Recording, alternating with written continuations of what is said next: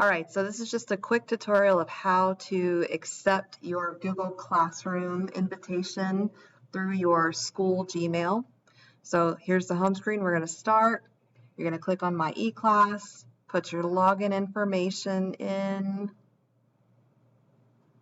If you don't remember, your login information is the same password from last year. We have not changed it. If you need help with that, make sure you have your parents email me.